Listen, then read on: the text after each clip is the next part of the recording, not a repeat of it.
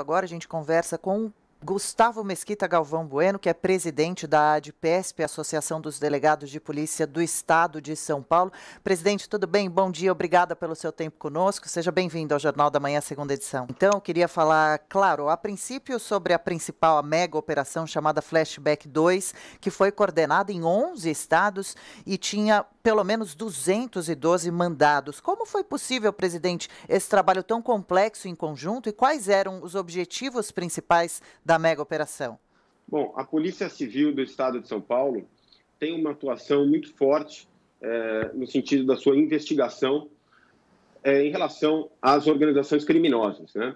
As organizações criminosas, a gente tem que ter em mente que nós combatemos conhecendo a sua estrutura e, assim, identificando e prendendo os seus líderes e também sufocando os seus recursos financeiros.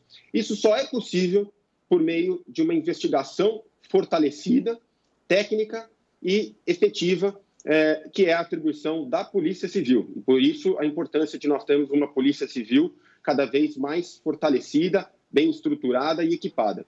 E também aí no caso que a gente observa, outro elemento muito importante é a cooperação e a integração com outros órgãos policiais, polícias civis de outros estados, outros órgãos, Ministério Público, Poder Judiciário, todos atuando em conjunto contra o crime organizado, contribuindo para o fim da sensação de impunidade.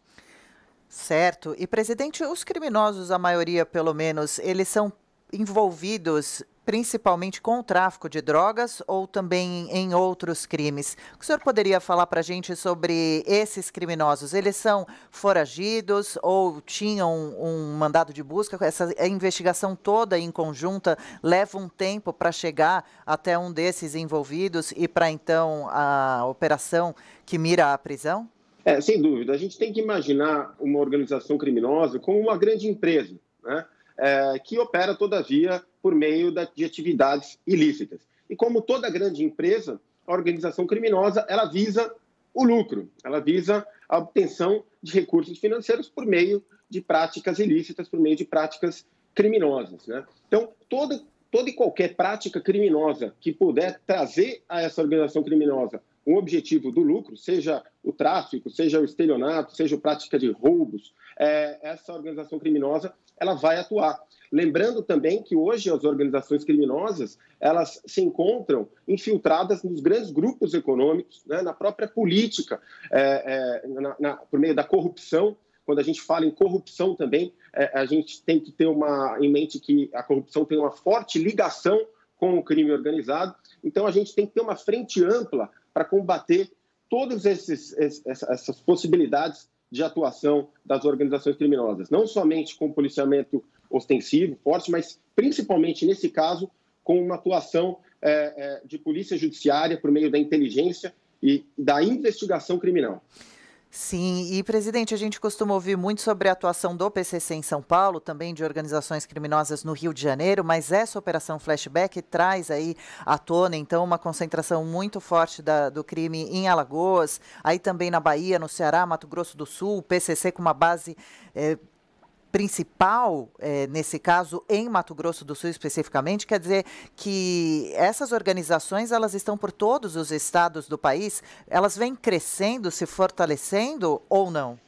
Infelizmente, a gente viu o surgimento e o crescimento dessa organização criminosa, o PCC, no estado de São Paulo, que decorreu principalmente de um fator muito importante, que é o descaso do governo do estado de São Paulo para com a sua Polícia Civil nos últimos 25 anos, né? E, naturalmente, a Polícia Civil, que é responsável pela investigação, que é quem tem condições de conter, portanto, o crime organizado, de frear o crime organizado, a Polícia Civil sempre atuou muito aquém da sua estrutura, da sua possibilidade de atuação, né? Por meio de um déficit bastante elevado. A Polícia Civil opera hoje com um déficit de aproximadamente 14 mil policiais. A Polícia Civil do Estado de São Paulo hoje é a pior remunerada de todo o Brasil, que gera uma evasão diária de policiais. Isso faz com que, infelizmente, a Polícia Civil não possa exercer todo o seu potencial de investigação na sua plenitude. A Polícia Civil do Estado de São Paulo acaba fazendo muito com o pouco que tem. mas a gente observa que, infelizmente, o surgimento e a criação e o fortalecimento dessas organizações criminosas poderia ser evitado com um maior investimento, um investimento adequado na investigação criminal por meio do fortalecimento e a valorização da sua Polícia Civil, algo que, infelizmente, não ocorreu. Ok. Agora, essas operações, ou até mega operações, como a gente acompanhou e tem acompanhado, servem de alguma forma, claro, imagino, para coibir um pouco a movimentação desses criminosos, suas atividades. Depois de presos, as condenações, ao seu ver, presidente, têm sido justas e cumpridas?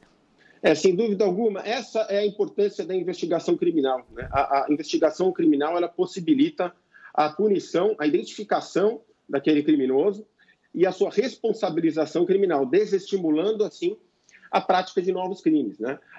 O indivíduo, ele é convidado a cometer crimes quando ele tem diante de si um binômio de um ganho fácil, aliado também à sensação de impunidade. A Polícia Civil, por meio da investigação, contribuindo contra essa sensação de impunidade, possibilitando a condenação efetiva desses criminosos, ela contribui, portanto, de maneira decisiva para o desestímulo de novas práticas criminosas. Claro. Agora, a gente acompanhou, inclusive aí na reportagem, tem ouvido nos noticiários, cada vez mais ouvido falar sobre a participação de mulheres no crime também. As notícias que chegam é que elas agem de forma extremamente violentas também. Por que será essa maior participação, então, das mulheres agora? Essa possível sensação de impunidade pode levar as mulheres a estarem atuando ainda mais? De que forma começou a participação dessas mulheres? Como namoradas de criminosos, a princípio presas, dando a continuidade ao trabalho, bem entre aspas, ao crime, claro, aqui do lado de fora? Primeiro, eu acredito que a gente tem que ter em mente que o crime não tem gênero, né? O crime ele pode ser praticado tanto por homens quanto mulheres, e quando a gente fala em crime organizado, que é um crime mais associado justamente ao intelecto e nem tanto à força física, é natural que a gente veja um surgimento maior do número de mulheres também atuando no crime organizado. Isso se deve também por outros fatores, né? A relação, muitas vezes, de confiança que elas têm com os líderes dessas organizações, por conta de eventual relacionamento afetivo, né? E também por conta de eventual dissimulação, né? Tradicionalmente, por conta dos homens serem os autores de crimes tradicionais, a autoria de crimes por mulheres, às vezes, elas podem ser mais dissimuladas, dificultando, por vezes, a sua identificação. Mas é importante a gente frisar que hoje a Polícia Civil do Estado de São Paulo, em conjunto com os demais órgãos de polícia judiciária, atuam em todas as frentes e não fazem essa diferenciação de gênero, porque realmente a gente observa que o crime não tem gênero. Perfeito, com certeza. Será que o senhor poderia trazer para a gente alguma informação também sobre essa operação da Polícia Federal, aí deflagrada nessa manhã, contra o tráfico internacional de armas? Foi em 8 estados também, com 25 pelo menos mandados de busca e apreensão, um mandado de prisão, autorizado pela 13ª Vara Federal aí de Curitiba. O senhor falava agora para a gente, agora há pouco, que esses crimes todos estão de uma forma interligados. Sem dúvida, o tráfico de armas, se a gente pensar no tráfico de armas internacional, é uma atribuição de investigação aí da Polícia Federal, que é a Polícia Judiciária Federal, e é fundamental a gente evitar a entrada, o ingresso de armas, ter uma fiscalização maior, cada vez maior nas fronteiras, e assim a gente consegue sufocar também a operação, a capacidade de atuação dessas organizações. Então, é uma outra área, uma outra frente importantíssima de atuação, nesse caso da Polícia Federal, contribuindo para o enfraquecimento dessas organizações ao impedir o ingresso de armas no território nacional. Então, veja que o combate ao crime organizado ele depende de uma somatória, de um conjunto de fatores, do trabalho conjunto entre instituições policiais, entre organismos públicos, no sentido de atuar em todas as frentes para que a gente possa enfraquecer essas organizações e eliminá-las. E esse trabalho, delegado, falando entre esses órgãos diferentes, costuma ser bom? Essa relação costuma ser boa, positiva, somatória? Eu gostaria de lembrar aqui que a gente está entrevistando o presidente da Associação dos Delegados de Polícia do Estado de São Paulo. Se o senhor puder falar para a gente um pouquinho como que está a classe, a categoria dos delegados. Agora a gente viveu o período principal da pandemia, segue vivendo, os trabalhos continuaram, eu imagino. É um serviço essencial que não para. Quais os planos agora para o finzinho do ano, para os próximos 5 meses? Perfeito. Bom, é importante a gente frisar, falando aí do período de pandemia, a gente frisar para a população que a Polícia Civil do Estado de São Paulo não parou em nenhum momento, né? Nós continuamos exercendo as nossas atividades, se expondo ainda mais aos riscos que já são inerentes às nossas funções, porque essa é a nossa função de servir e proteger a sociedade, né? A gente espera realmente que agora o governo do Estado de São Paulo passe a olhar com o devido valor, passe a valorizar adequadamente a sua Polícia Civil. A gente observou, como foi dito aqui, um período de descaso com a Polícia Civil nos últimos 25 anos de governo PSDB de São Paulo, né? Isso se deve fundamentalmente por 2 fatores que eu gostaria de frisar, né? Um deles é que, às vezes, o investimento na Polícia Judiciária, que é uma polícia que atua de forma velada, muitas vezes ele não traz resultados políticos eleitoreiros imediatos. E o segundo fator, o investimento, uma polícia judiciária fortalecida também, ela pode se tornar uma pedra no sapato da má classe política, né? E o exemplo disso, o bom exemplo que nós temos da Polícia Federal no combate à corrupção, na responsabilização e prisão de corruptos de colarinho branco, né? E isso, os governantes aqui em São Paulo foram sempre muito hábeis, portanto, em enfraquecer a Polícia Judiciária, permitindo, assim, uma vida tranquila para que eles pudessem continuar praticando os seus crimes sem qualquer punição, né? E exemplo disso, a gente tem aí as notícias dos últimos governadores do Estado de São Paulo, lamentavelmente, vergonhosamente, agora indiciados pela prática de crimes. Então, a gente espera que o governo do Estado de São Paulo efetivamente equipe, valorize a sua Polícia Civil, valorize o material humano com bons salários, com salários dignos, com uma remuneração efetiva para que a gente consiga atrair bons policiais e manter esses policiais na instituição, né? Para que a gente tenha uma Polícia Civil atuante, independente, para investigar quem quer que seja, independente da classe social ou do cargo que ocupe, né? E para investigar todo e qualquer crime, diminuindo assim a impunidade e trazendo segurança pública à maior autoridade do Estado, que é o cidadão paulista. É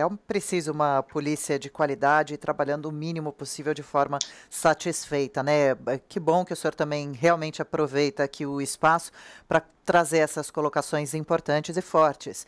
Agora, para a gente encerrar, presidente, o período da pandemia a gente falava sobre ele, parece que a movimentação do tráfico deu uma diminuída, com fronteiras fechadas, com ruas mais vazias, a gente acompanhou, inclusive, grandes apreensões sendo feitas por todo o país nos últimos dias, nos últimos meses. Será possível aproveitar esse gancho agora, essas mega operações, para tentar enfraquecer essa criminalidade e tentar fazer agora com que os próximos meses e que o próximo ano a polícia esteja em vantagem nessa situação? Eu acho que cabe aos órgãos policiais tentar enxergar realmente o período de pandemia como um período de oportunidade para a gente combater de maneira mais efetiva o crime, né?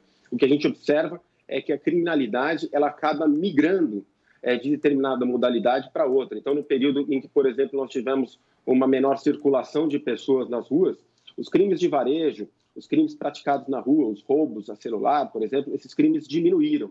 Por outro lado, a gente observou um aumento das fraudes eletrônicas, dos estelionatos praticados por meios virtuais, né, os golpes por meio de internet, porque as pessoas passaram a utilizar mais a internet e, portanto, esse se tornou um terreno mais fértil para a atuação dos criminosos. E cabe, sem dúvida alguma, aos órgãos policiais acompanhar esse movimento, e é isso que a Polícia Civil do Estado de São Paulo está fazendo, atuando de maneira cada vez mais firme. Também nos adaptamos às necessidades geradas pela pandemia. A Polícia Civil aumentou o rol de crimes que podem ser registrados por meios eletrônicos, por meio da sua delegacia eletrônica, com o mesmo valor, a mesma eficácia do BO registrado na delegacia. Tem aumentado também a sua tecnologia, em relação ao registro de crimes, ao seu inquérito policial. Hoje nós temos um inquérito policial digital que traz uma economia de recursos materiais, de tempo, uma integração muito maior com o Poder Judiciário, dentre outros avanços na área da tecnologia que a Polícia Civil vem avançando bastante também, graças à capacitação dos seus policiais. Muito bom. E a boa notícia é sempre essa, né? Os criminosos não param, se reinventam, não desistem, mas a polícia também não. E fica aqui a nossa torcida pelo lado do bem, né? Que é dos policiais, e para que então fique aqui a sua observação por maior apoio à Polícia Civil do Estado de São Paulo, de forma geral, que isso aconteça, e fique aberto o espaço também para que o senhor volte bater papo, trazer mais informações sobre os trabalhos nos próximos dias. A gente conversou com o presidente da ADPE, Associação dos Delegados de Polícia do Estado de São Paulo, Gustavo Mesquita Galvão Bueno. Muito obrigada, viu, pela entrevista. Boa tarde de quarta-feira para o senhor. Eu agradeço a oportunidade, estou sempre à disposição. Um bom dia a todos. À disposição também.